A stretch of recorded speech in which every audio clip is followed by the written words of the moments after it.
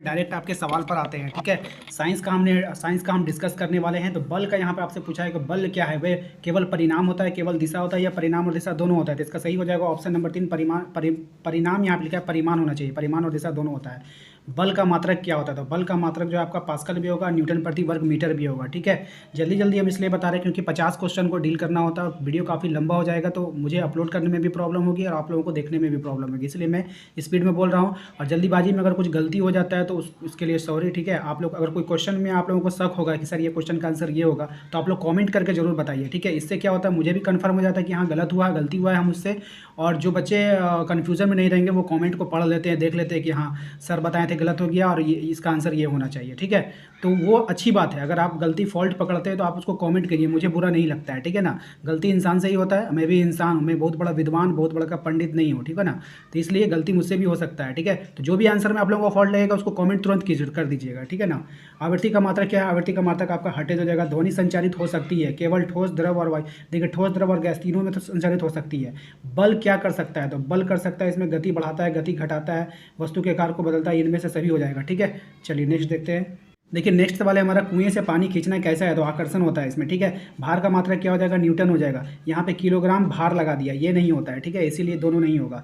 आपतन कोण परावर्तन कोण के सदैव बराबर होता है। ठीक है, नेक्स्ट देखते हैं, हम किसी अदीप्त वस्तु को देख सकते हैं जब उससे हमारी आंखों की ओर परावर्तित होती है। उससे प्रकाश क्या होगा, परावर्तित होकर हमारी आंखों पर आएगा ना, उससे हमारी आंखों की ओर परावर्तित होती है जब प्रकाश, उससे उत्सर्जित होकर आंखों तक नहीं पहुंचेगी। जब वो अदीप्त है तो उससे उत्सर्जित कैसे हो सकती है। ठीक है, इसलिए ऑप्शन नंबर 2 होगा इसमें। ठीक है, नेक्स्ट देखिए, नेत्र का वह भाग जिसमें प्रवेश करने वाले प्रकाश की मात्रा को नियंत्रित करता है उसको हम लोग आइरिस कहते हैं। ठीक है, चलिए नेक्स्ट देखते हैं क्या है। इनमें से कौन विद्युत धारा का सुचालक है, सुचालक का मतलब जिससे करंट पास कर जाएगा, कौन हो जाएगा इसमें, पीतल हो जाएगा। तो इसका सही जवाब क्या हो जाएगा, पीतल हो जाएगा आपका, पीतल सही आंसर हो जाएगा। अगला सवाल देखिए, अगला सवाल हमारा विद्युत धारा उत्पन्न करता है, क्या उत्पन्न करता है, उसमें चुंबकीय और रासायनिक प्रभाव तीनों उत्पन्न करेगा। ठीक है, नेक्स्ट हमारा निम्नलिखित में से कौन सा घोल विद्युत का सुचालक होगा, तो नींबू का रस। ठीक है, नेक्स्ट हमारा निम्नलिखित में से कौन विद्युत का कुचालक होगा, कुचालक मतलब करंट पार नहीं करेगा, तो रबर से पार नहीं करेगा। नेक्स्ट है हमारा वह अधातु जो विद्युत का सुचालक होता है कौन होता है, ग्रेफाइट होता है, सभी पढ़ाया हुआ है। ठीक है, निम्नलिखित में से कौन सा विद्युत का सबसे अधिक अभिक्रियाशील है, तो सोडियम, सोडियम सबसे अधिक अभिक्रियाशील धातु है, वो जो है आग पकड़ लेता है तुरंत बाहर रखने पर।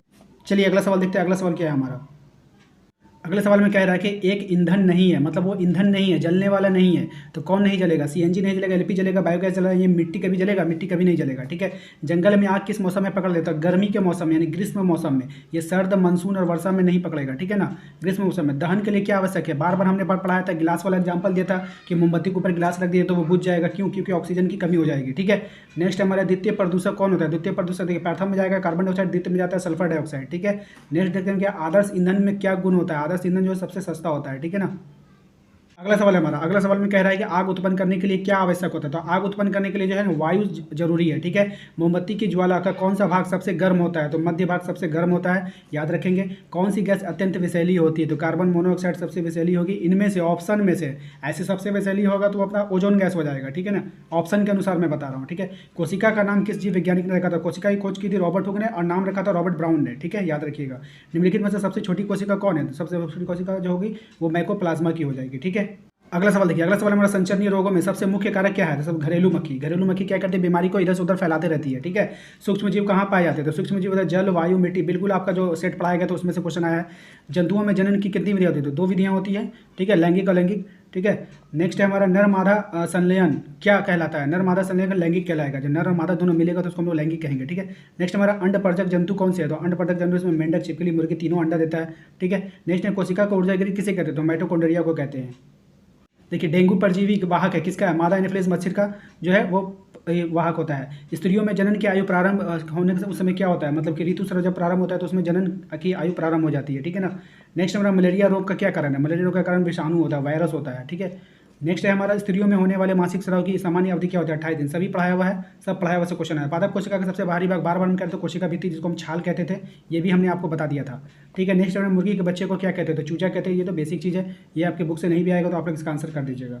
अगला सवाल है शुक्राणु क्या होता है, शुक्राणु अति सूक्ष्म होता है। ठीक है ना, नेक्स्ट है हमारा निम्न में से कौन सा आहार किशोर के लिए आवश्यक, रोटी दाल सब्जी। ठीक है, पता है आप लोगों को। नेक्स्ट है एड्स के संक्रमित व्यक्ति को यही रुधिर दान करने से, रुधिर दान यानी कि एक दूसरे का खून चढ़ाने से, ठीक है, याद रखेंगे।